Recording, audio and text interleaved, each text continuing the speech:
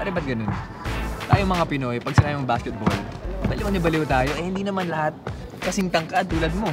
Pare, feeling ko kasi nasa culture na natin yan eh, na kahit maliliit tayo, hindi tayo nag-back down kahit sa mas malalaki. Kumbaga nandun yung competitiveness natin as Filipinos. You mean to say, pag ginabit natin ng basketball at inihalong tulad natin to sa mga ninuno natin, dati nga, di ba? Ninuno? Oo. Na-carry over ba yung never say die attitude na kahit ang dami ng kalaban, ang lalaki, iba-iba yung mga kagamitan nila, pag sinabing Pinoy, sugod, lalaban tayo? Pare, nasa dugo na natin mga Pilipino yan eh. Pare ako, namano ko sa dad ko ang pagiging competitive ko. Tsaka it runs in our family. Sa brother ko, naging player din siya. So, kumbaga, buhay ko is basketball na talaga. And growing up talaga, marami ako natutunan. And yun yung pinaka-important is to be competitive sa basketball. Dito sa Pilipinas, isa lang ang kinikilalang batas. Isa lang ang kinikilalang tunog. At isa lang ang tamang sagot sa tanong na ito. Dahil dito sa Pilipinas, dito sa 4 na sulok ng court, sa pagitan ng 2 ring, sa bawat pasa, butata, 3 points, kung kaya mong lumipad at dumakdak. Dito umiikot ang buhay at pag-asa ng milyong-milyong Pilipino. Ito ang buhay basketball. Ang kwento ng buhay bola, hindi natatapos sa court. Maging sa labas, kuha natin yung connection nito. Pero, alam mo, Jeron, ngayon natin malalaman kung paano nagbago ang buhay natin dahil sa basketball. So maglalaro tayo? Siyempre, bago yan. Kailangan i-avenge ko muna yung Ateneo. Pare, ako bahala sa'yo. Ano ba sa akin? Ito na yung sport ko, so marami ko tuturuan kita. Hindi! Tuturuan kita. Tara. Oh, tara! Alam mo ha, pare.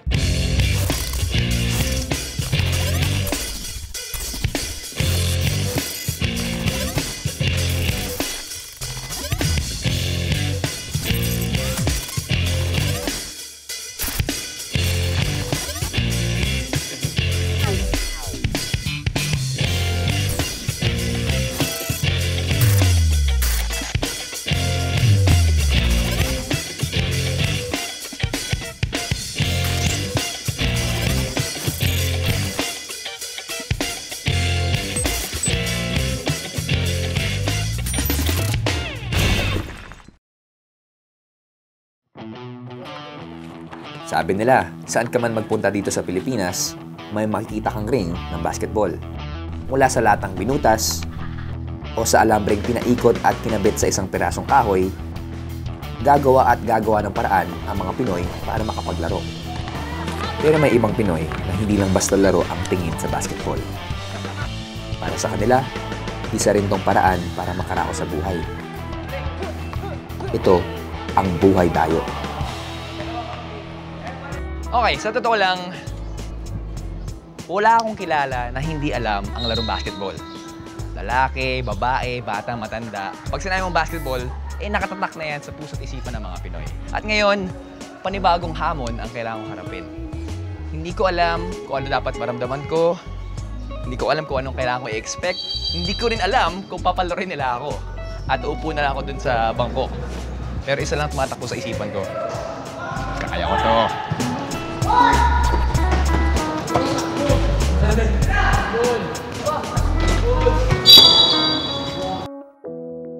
Ito ang realidad ng basketball dito sa Pinas.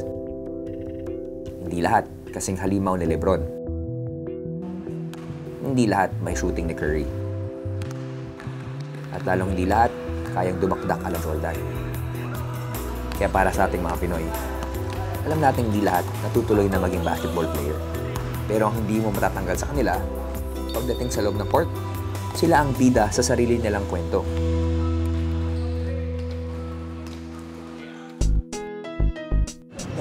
Pare, kumusta kayo? Ako po si Robby. Pwede ba akong makasama sa liga nyo? Siyempre. Ngayon, kahit ngayong araw lang. Oo naman. Siyempre naman. Ang plano natin ngayon, siyempre mag-start tayo sa positions. So yung nilalaro, ano yung usually nilalaro sa court? Ako point guard.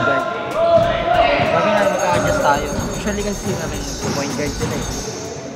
Ngayon si Kambal, pwede kang kahit dos, shooting guard, gano'n. Pwede. Or forward na lang, since Forward. kayang-kaya naman nila. Ikaw magka-guard ka. Sa shooting guard, forward. Kaya magsisentro. Tapos si Dave na rin mag-forward. Maya-maya, Sa depensa, magkakaroon tayo ng laban. At syempre, gagawin natin sa depensa. may game plan na ginagawa si Isa. Baba lang agad tayo.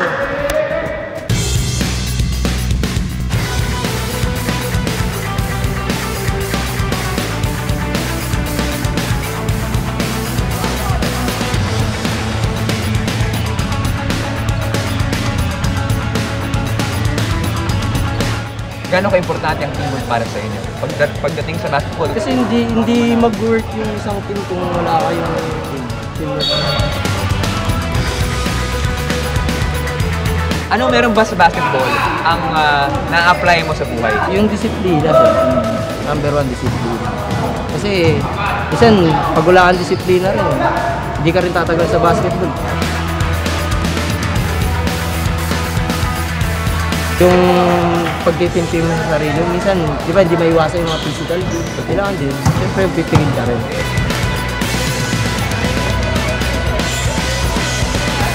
Nakalaro na po, streetball. Saan ba pakiramdam? Ha?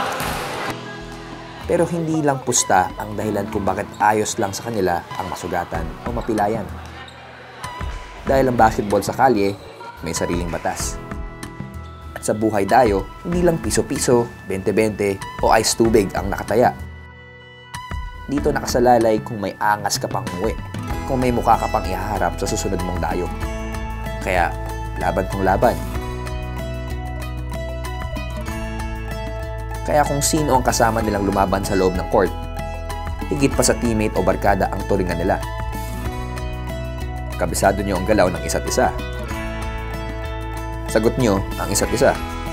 Kumbaga sa giyera, walang iwanan. Basta, wala ring bakawat. Kung basketball nga ang dugong dumadaloy sa ating mga Pinoy, dito makikita na kahit sa mga eskinita at barangay courts gaya nito, tuloy ang pangarap nila na manalo sa buhay sa tulong ng bola.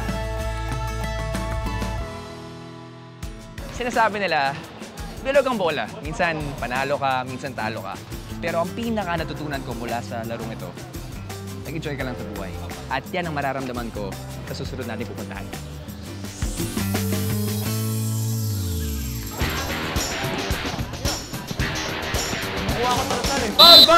Foul! Good goal!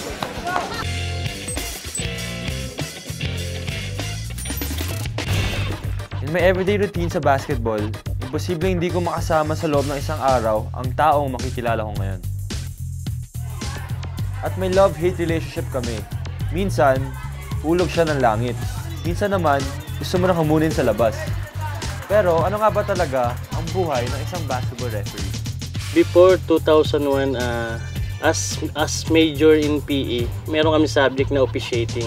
Doon nag-start kami na naturuan na kami. Sa umaga, hapon, nag-aaral. Tapos sa gabi, pag may extra na kailangan mag-officiate, nag-referee kami. So yun, 2005, pagka-graduate ko, yun, tuloy-tuloy na.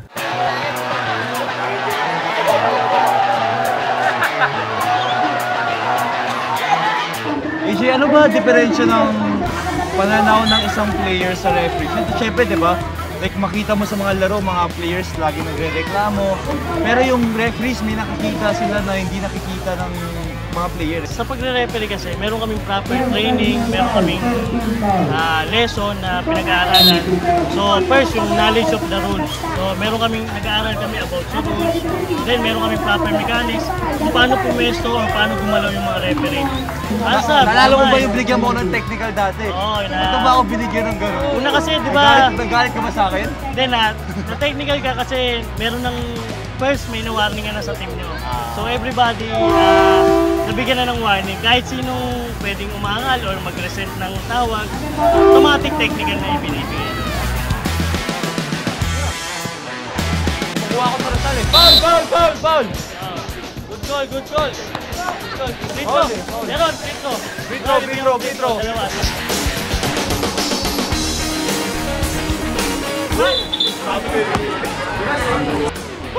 Not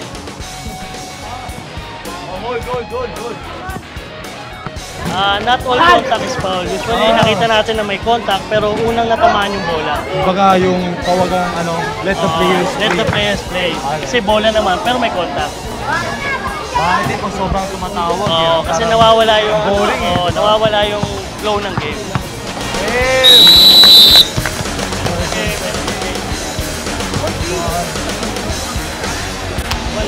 So tonight, marami ako natutunan kay AJ, isa siyang referee, and yun, mas na-expand yung knowledge ko of basketball kasi usually puro player's perspective lang. So ngayon, natuto ko na rin yung referee's perspective. So, AJ, maraming salamat sa pagsama sa akin tonight, and marami tayong matututunan, and sana magamit ko yun sa UAAP next time. Good luck sa iyo. Thank you. Kita tayo sa iyo.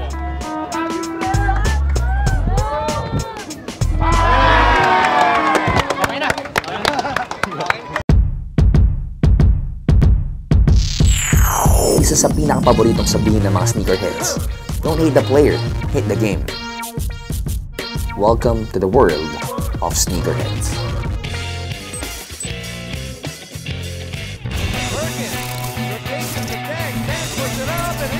Basketball is a passion.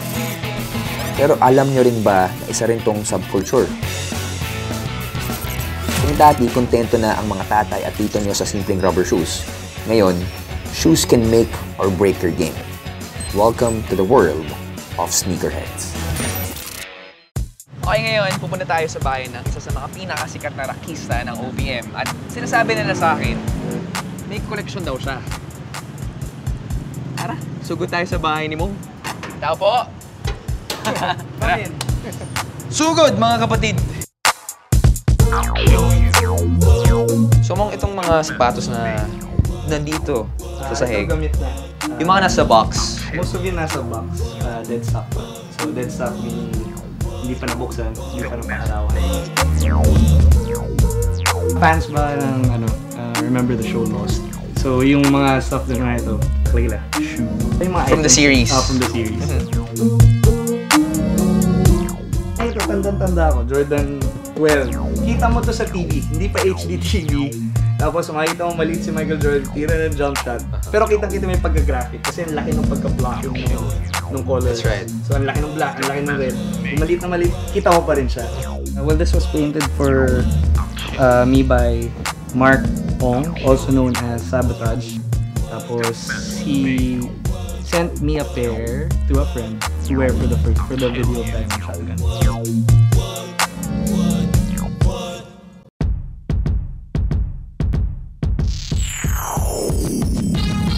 My name is Paul. I started collecting since 2009. Called myself sneakerhead. Basically, around 100 pairs that I bought. These are my prized possessions. From Jordans to KDs. Kung how rare the item is. Kung gaano kahirap nakuha. Most of the time sa States pa ako bumibili.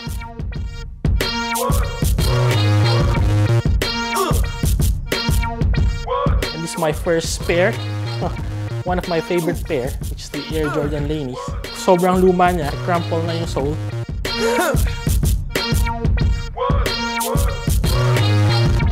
If there's one na titira ko, ito yun. This is the Nike Air Yeezy 2 Solar Reds.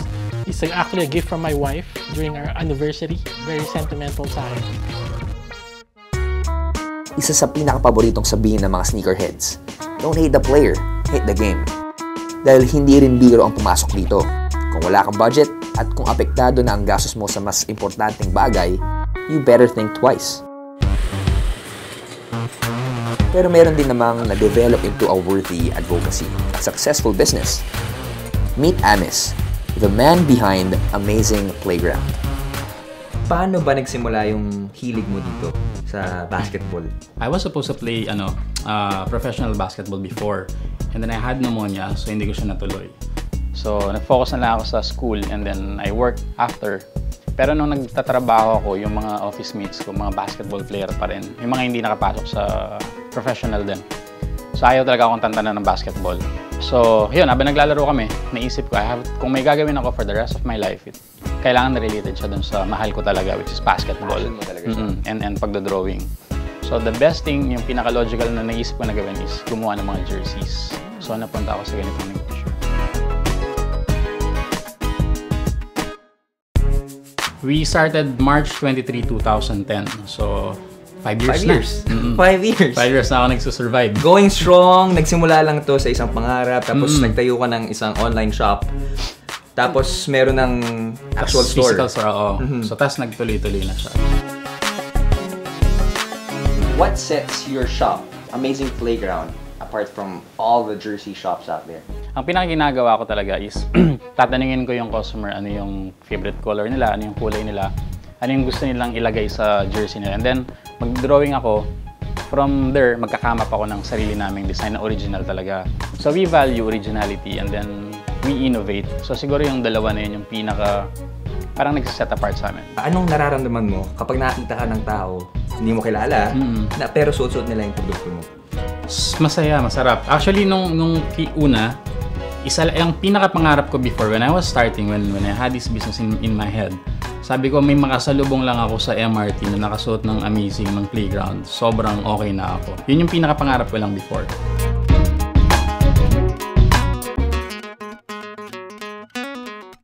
So, hi, I'm Angelica and I'm a fan of Jeron Teng. Ang gusto talaga magawa is makapag one-on-one kami ni Jeron. Di niya alam nandito ako and yun, surprise ko siya and we'll play basketball, so it's gonna be a fun night.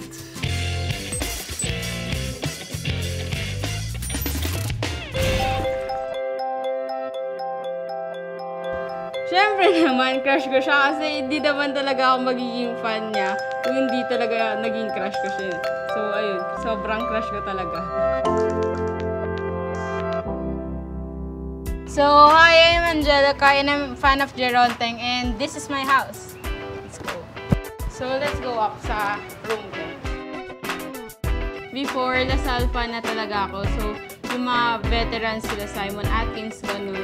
So, after nila, nung pumasok si Jeron, tsaka ako naging fan niya ulit.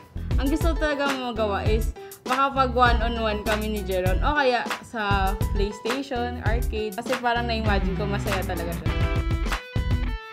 Yung favorite shirt ko dito, etong Teng Sanity. First shirt niya, then meron number and surname niya sa likod. Kaya ito yung favorite ko, tsaka ito yung first shirt ko na nabili talaga. Final shirt siya. DLSU UST. Ano siya, hating face ni Jeron and Jerry. Kasi di ba tayong brothers talaga rivalry. Ito yung isinuot ko nung nag-champion yung Lasal. Hindi ko na iniisip, pero di ba kung may chance, why not? Pero parang mas tinitignan ko siya as a older brother, parang ganun. Brother zone na, friend zone ako. Okay lang maging friend zone basta si Jeron Teng yun, di ba? Di niya alam nandito ako and yun, surprise ko siya and we'll play basketball, so it's gonna be a fun night.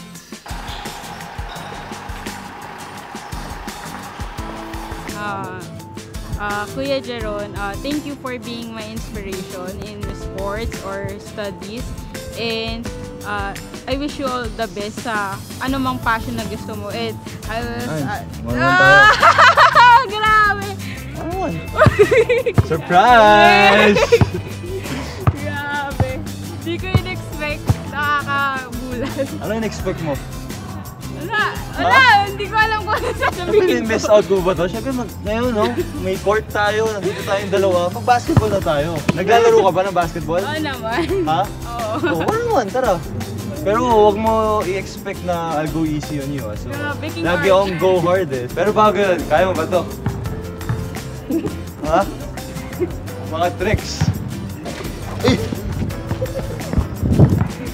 Oh! Nako, dyan pala, talo na! Hindi ko kaya. Ano, ready na? Ready na? Hindi, shoot for the ball, kumay ng bola.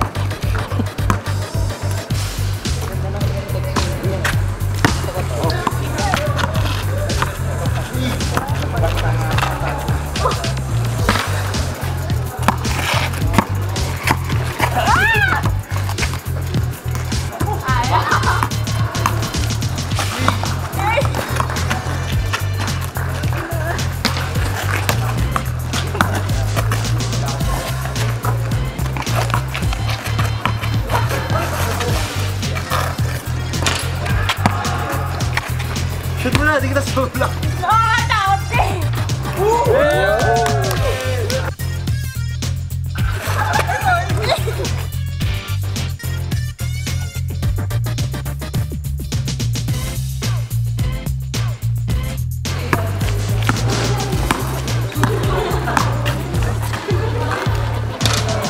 Isa ba? Okay, 2-1. Namang siya. Pinagbibigyan ko pa lang eh, so di pa ako nag-iinit. Para ka-shoot ako ah.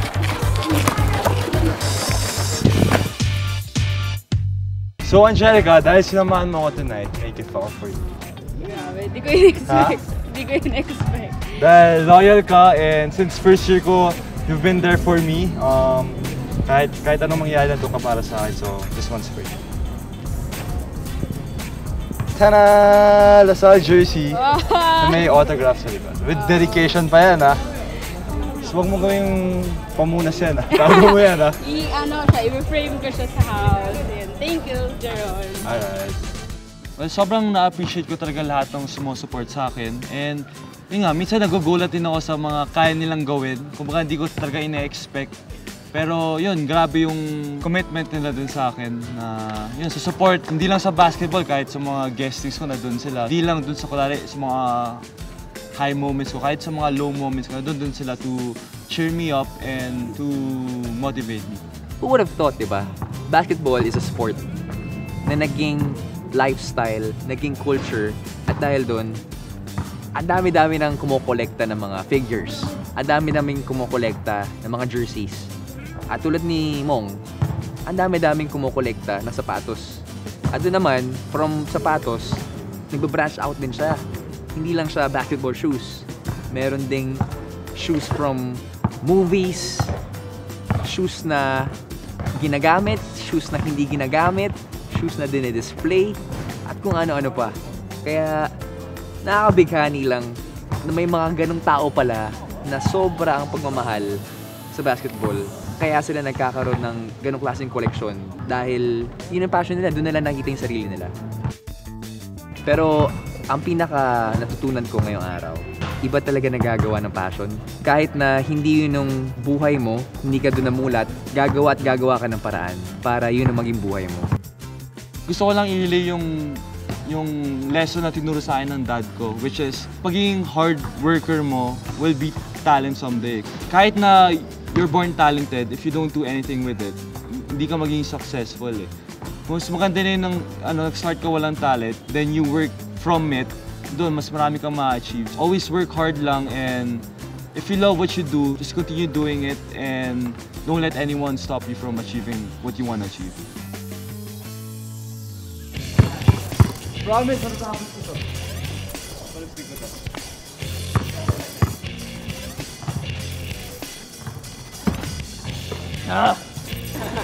So breakfast.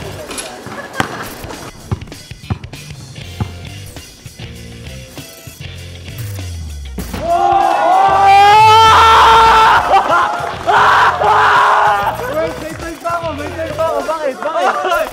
Oh, may ka, sige! Tawag dito, Robby. Clutch.